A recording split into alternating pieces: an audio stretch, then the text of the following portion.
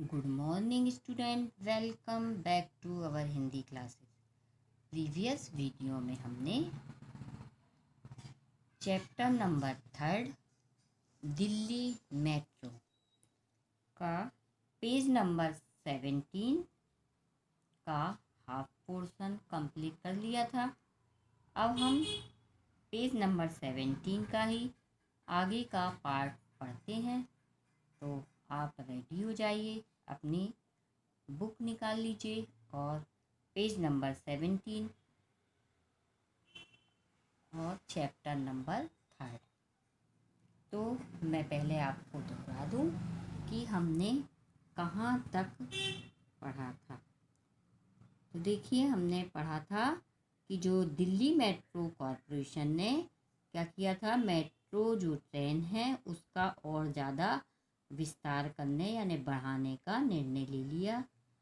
और दूसरे चरण में यानी पहला एक स्टेप था जिसमें ये ट्रेनें चली थी, और दूसरे स्टेप में या कदम में या चरण में इंजन, डिब्बों और पटरियों को की बनावट में भी यानी परिवर्तन करने का या बदलाव करने का उन लोग ने निर्णय ले लिया है या किया गया है।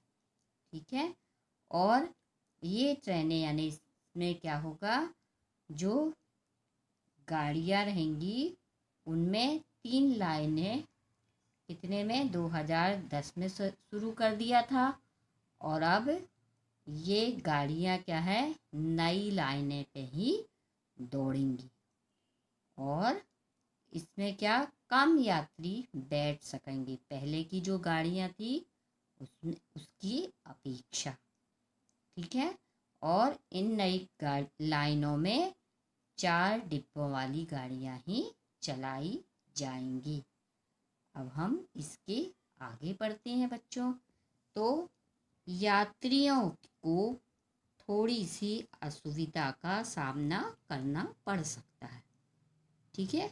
असुविधा का यानी मुसीबत का, ठीक है, सामना पड़ सकता है, क्योंकि दिल्ली विश्वविद्यालय से बदरपुर जाने के लिए उन्हें सीधी गाड़ी नहीं मिलेगी। यानी गाड़ी तो ट्रेन तो चलेगी, परंतु दिल्ली विश्वविद्यालय से बदरपुर जाते तो वहाँ यानी सीधे नहीं जा सकते।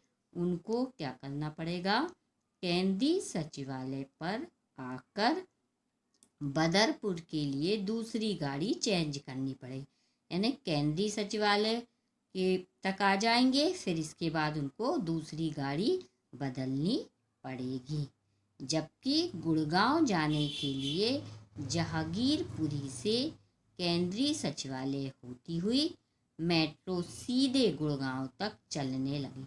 यानी गुड़गांव जाने के लिए क्या है, वहाँ से सीधी मेट्रो चलेगी। केंद्रीय सचिवालय से गुड़गांव जाने वाली लाइन ब्रांड गेज पर ही होगी। ये तीनों लाइनें वर्ष 2000 में चालू, यानी केंद्रीय सचिवालय से गुड़गांव तक कैसी लाइन होगी, ब्रांड गेज पर। और ये तीनों लाइनें कहाँ 2010 में चालू हो गई हैं। अब नेक्स्ट पेज पलटिए बच्चों, 18 नंबर का। तो 18 नंबर पे आपको लिखा है एयरपोर्ट मेट्रो। ठीक है।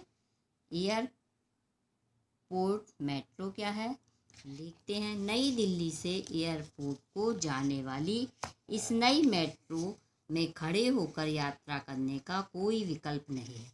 यानी नई दिल्ली से कहाँ, एयरपोर्ट यानी कि जहाँ पे क्या एरोप्लेन ये खड़े होते उनको कहते हैं एयरपोर्ट, उनका स्थान उसको कहते हैं एयरपोर्ट। ठीक है। तो क्या लिखा है, और अच्छे से देखें तो क्या बोलते हैं, हवाई अड्डा। ठीक है।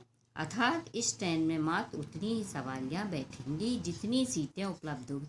यानी इसमें ऐसा कोई भी विकल्प नहीं है, यानी कोई भी रास्ता नहीं है जिसमें यात्री लोग यानी खड़े होकर जाएं। उसमें जितनी सवारी के लिए सीट रहेगी उतनी ही सवारी बैठा सकेंगी। ठीक है, बैठ सकेंगे। नई दिल्ली से एयरपोर्ट के बीच लगभग 19 किलोमीटर लंबाई में बिछाई गई मेट्रो की यह एक्सप्रेस लाइन स्टैंडर्ड गेज की तो होगी, उसके लिए सवारी करने और सामान रखने डिब्बे भी बिल्कुल अलग अलग हैं। ठीक है, यानी क्या होगा कि नई दिल्ली से एयरपोर्ट के बीच जो 19 किलोमीटर हैं उसमें क्या स्टैंडर्ड गेज की लाइनें होंगी, यानी बड़ी बड़ी, है ना। और इसकी सवारी करने और सामान रखने के डिब्बे भी क्या होंगे, अलग अलग हैं, जिन्हें विशेष रूप से तेज गति से चलने के योग्य बनाया गया। यानी उनको किस योग्य बनाया गया कि ये तेज दौड़े। फिर खास तौर से ये गाड़ी हवाई यात्रा करने वाले यात्रियों के लिए चलाई जाती रही है।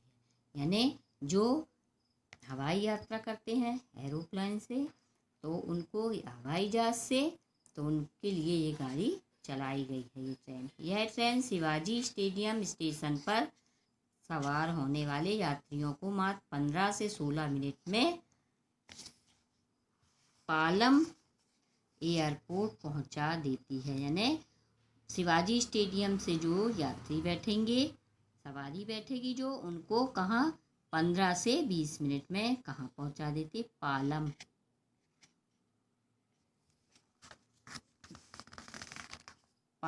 एयरपोर्ट पहुंचा देती है।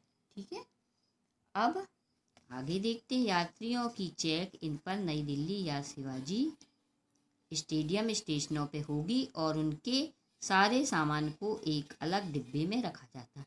यानी चेकिंग होगी कहाँ, नई दिल्ली या शिवाजी स्टेडियम स्टेशन पर, और उनके सामान क्या है, अलग डिब्बे में रखा जाता है। एयरपोर्ट पहुंचने पर उनकी सामान सीधे हवाई जहाज में चढ़ाया जाता है। यानी डब्बों से उनको नहीं दिया जाता, सीधे कहाँ चढ़ा दिया जाता, हवाई जहाज में।